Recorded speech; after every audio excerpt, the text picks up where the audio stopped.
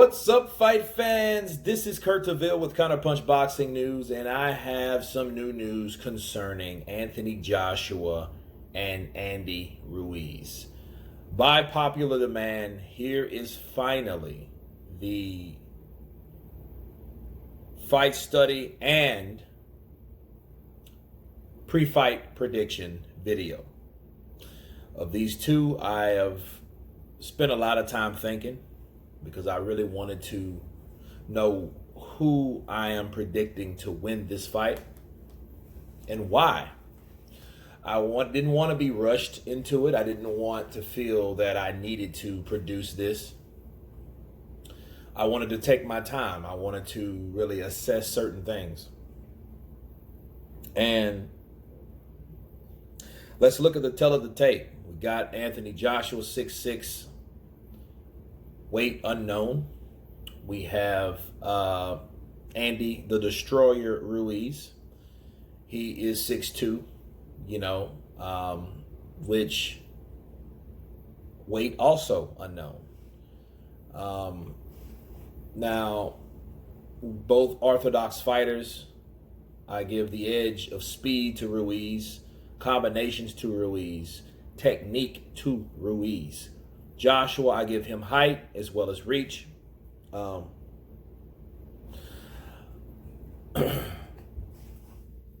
Because we have a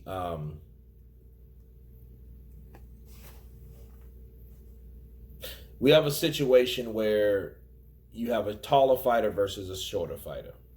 Okay. And the experience goes to Ruiz. The power goes to Joshua. A lot of people think it's Ruiz, but what does power mean compared to who gets hit and who doesn't? That's what's going to deal with the style. Now, the big question about this fight is, what percentage of that first fight resulted in Andy Ruiz winning was because of style versus the result of error on Anthony Joshua's end? See, that first fight, we learned a lot. We learned a lot about Anthony Joshua. We learned certain punches he can't take in certain areas. Is he chinny? I don't think that he's chinny. He could be, but that's based off of what and how he takes a punch from Andy Ruiz. That's why this prediction is so tricky, okay? Because there's a lot of factors that we don't know about, that really we will never know about. Let's just be real. We will never know how much time Anthony Joshua spent on Andy Ruiz.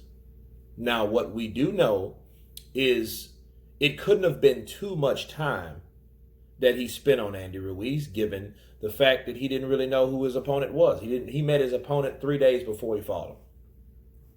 He was up 3 hours looking at some of his fights. That's not enough time. He wasn't supposed to do that anyway, but he took it upon himself. When you do things like that and you take it upon yourself, that tells you one thing, that whole team was rushing. They were rushing to get a particular show off the air, off the ground. They were trying to obligate so many other different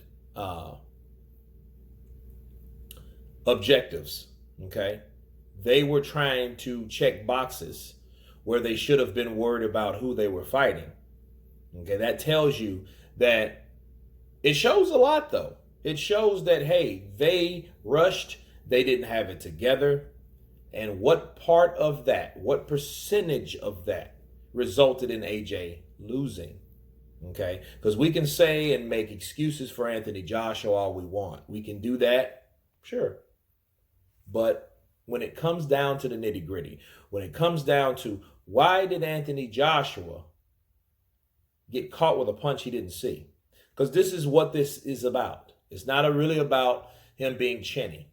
He did take some shots that resulted in him falling to the canvas because of these shots.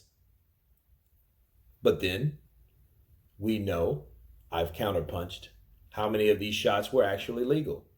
which shots actually hurt AJ legitimately. Okay. The same way I say about and I talk about Ortiz Wilder, I have to reference Joshua Ruiz. Because if you look at this fight, a lot of those punches were behind the head, way past the ear mark. There is a fault line from where your head is, right? Because a lot of times you can get hit here or on the ear, right? Joshua got hit here at first. No, sorry, here. Okay. That is a temple shot. That's a pressure point shot. That is legal. That first knockdown was legal. Anyone, and I can't say anyone, but normally if you get hit with that punch and you don't see that punch, you can't brace, you can't participate. He didn't. Why? Because Joshua was too busy trying to get this fighter out of there that he did not know and was not prepared for. Okay? Now that he is, the game changes. But the factors is, how is his chin? Is Anthony Joshua another Fernando Vargas? Look at Fernando Vargas and Felix Trinidad. Fernando Vargas was an undefeated fighter. He was 20-0 with 18 knockouts. Okay? This was in 2000. Okay? December-ish 2000. Fernando Vargas just got out of a hard fight with Corte. Okay? And he took on Felix Trinidad. Fernando called out Trinidad. After that fight, Vargas was never the same. Question is this Anthony Joshua? Vargas wasn't the same because he took a lot of damage in that fight. He went 12 rounds and got knocked out in the 12th round. He was knocked down 5 times. Joshua was knocked down 4. Okay? So the question there's a lot of question marks that we don't know about Anthony Joshua. We don't know how his chin will hold up. We don't really know how he can take those punches if he knows those punches are coming. They're going to come. Trust me, they're coming from Ruiz. He's getting lighter and faster and quicker so he can throw more punches because his team has faith that his punches can still hurt Anthony Joshua despite what size or weight he comes in at. And then that's another factor that, that could be the truth that we don't know. We will know on that day. However, with a rushed team like Joshua had, with the unfortunate change of opponent, we have a guy that's focused on this guy, and we have this guy focused on that guy. Both guys are focused on each other. So, when you match these guys up, you got Ruiz coming forward, confident, lighter. More than likely he'll be quicker, maybe not. That's really not the point. But my thing is the confidence. Joshua may be more cautious. He may know what's coming at him. He may know that Andy Ruiz is going to throw 4 or 5. Ruiz's experience with throwing with Anthony Joshua when Joshua throws, he may wait for Joshua's lead to counter with his own punches and to punch between his punches. But then vice versa, because then Ruiz throws a lot of punches, okay? So do we know if Ruiz may be overconfident? Maybe he might come in for the kill. And if he does come for the kill, irony, karma is a mother. The same way Andy Ruiz may come in too confident is the same way he could get caught like Joshua caught him. You know what I mean? Or how he caught Joshua, rather. Okay? If Andy Ruiz comes in too overconfident, coming from a guy that knows this guy is going to throw 5 or 6 punches, a man or a fighter that knows how to time, because if you're faster than a fighter, you can time those punches. Joshua has a different trainer helping him along with Robert McCracken. What do you think they're working on? right? Do you think they're working on just losing weight? No. They're working on technique. They're working on things that's going to help Joshua because they know who they're fighting. They're going to both be lighter. It's going to be a different fight. It could, you know what? It might not even be a knockout at all. It might go 12 rounds this time. Why? Because Joshua knows what's at stake. He knows this guy can hurt me, so I'm not going to do something too stupid. I'm not going to come in overzealous when I hurt this guy. But if, I repeat, if both guys hurt each other, that's what's going to show who is going to do what. Okay? We're going to show who's more poised. If Joshua hurts Ruiz first, will he do the same shit he did in the third round of the first fight, June 1st? Probably not, because then he'll know. Like, okay, I dropped this guy. I've done this before. I've been here before. Now I'm going to work my jab, set up my right hand. If Ruiz beats or knocks down Joshua, now this is the problem. If he knocks down Joshua and hurts Joshua again, the same thing could happen. The same exact thing. Why? Because now Ruiz has hurt Joshua first. Now he has a one-up. We know, and I want to mention this, Ruiz has the better chin. Why? Because he took those punches. He took the knockdown, the first knockdown in his career ever, and he still kept coming. But at what expense? At the expense of do or die. See, it's not a do or die fight anymore for Andy Ruiz. This isn't a do or die fight. This is a fight where he has the up and up because he is the winner. He's the victor of the first fight. Okay? So there might be, by default, because of that, a reason not to be that aggressive coming in because he knows this guy's afraid of my punches. This guy's cautious of my punches. And I know that if I can catch him the way I caught him in the first fight, this fight can be over very quickly. Now, here's the problem with that. Anybody can be overzealous with confidence. And I hope that Andy Ruiz realizes that I could be hurt by this guy too. This 6'6", how many other pound guy, ex-champ. The same way he hit me could be the same way he catches me and hurts me more this fight. Why? Because he still has power. This isn't one guy that's boxes and moves that moves. No, Joshua's the kind of guy that likes to trade. But this fight will be a different fight. It won't be him coming in and crouching way down low to get to Andy Ruiz's level. No, it won't be a fight like that at all. I think this fight is going to happen like this. This is my prediction. I think Andy Ruiz will come in expecting openings. When he doesn't get the openings, he's going to become agitated. When he becomes agitated, he's going to start throwing more punches. When he throws more punches, it's going to leave openings for Anthony Joshua if Anthony Joshua is disciplined enough to fight tall and keep him long. If he can't do that, he's going to end up taking punches that he doesn't need to punch, to get hit with. Okay? That's what's going to happen in this fight. I think that this fight is not going to be a knockout fight at all, unless Anthony Joshua's chin is like Fernando Vargas's. Shot. Bottom line. That means he won't be able to take too many punches.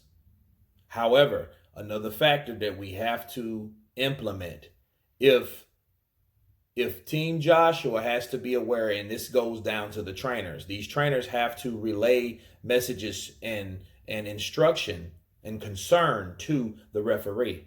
Because the first fight, people say no excuses. This isn't about excuses. This is about habits of certain fighters. Ruiz throws wide hooks.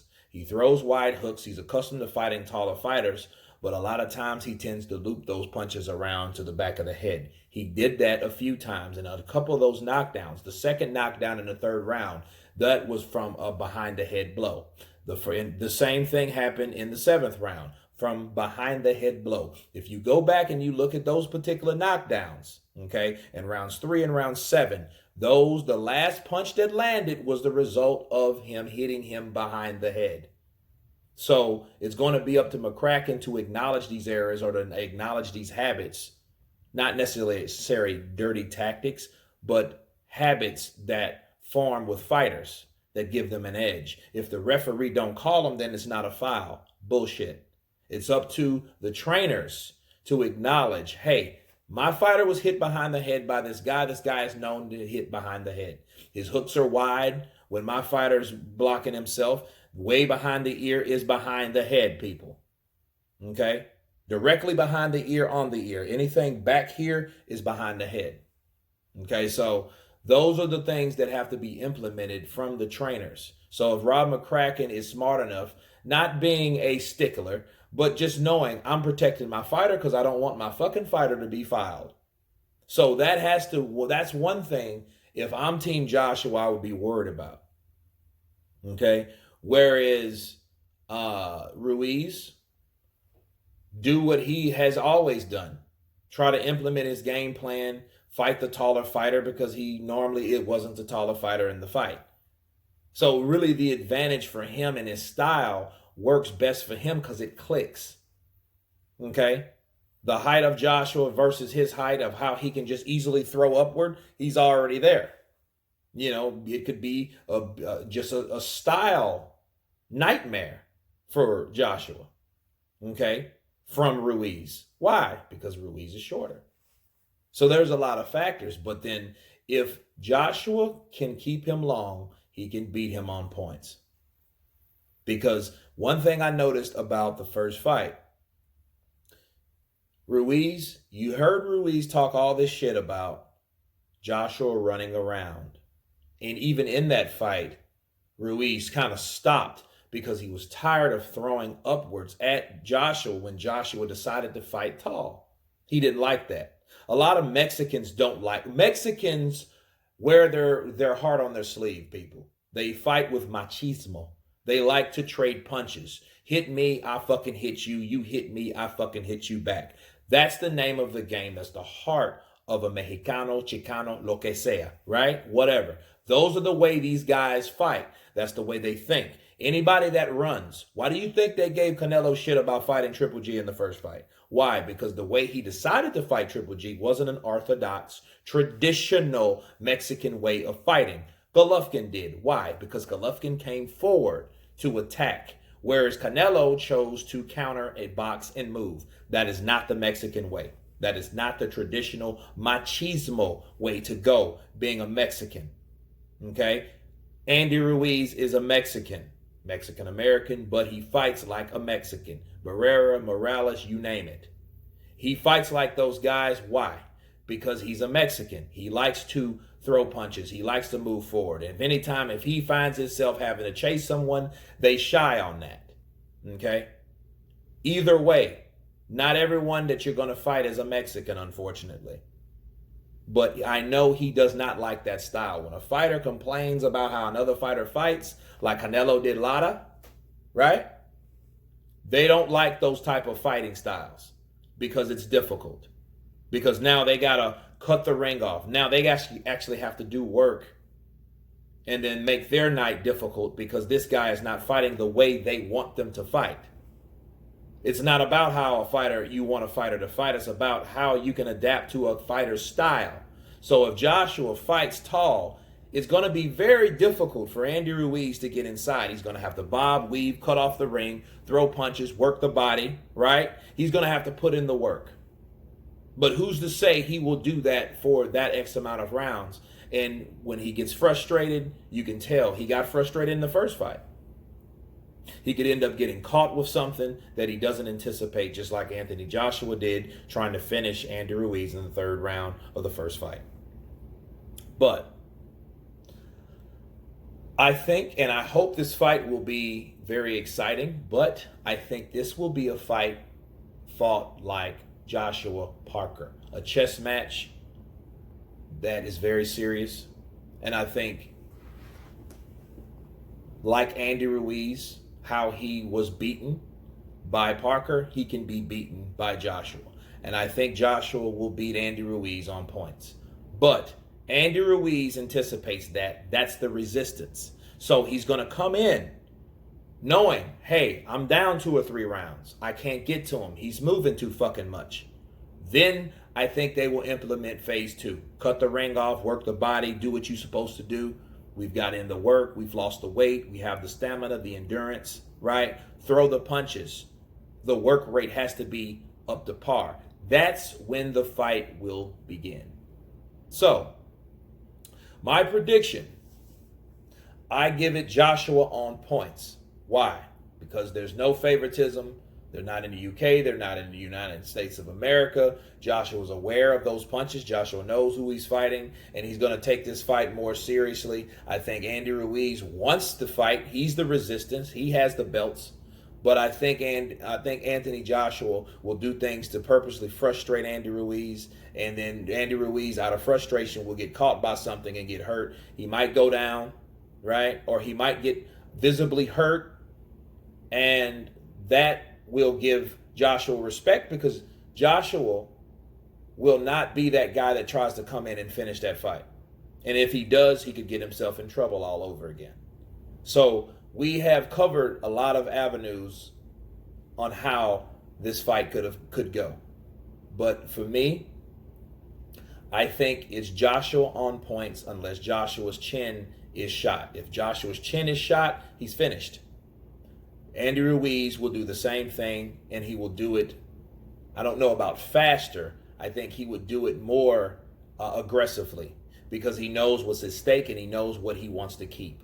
That's my prediction video on that, guys. I know it's a little lengthy, but I had to break down every avenue and counterpunch every possible scenario.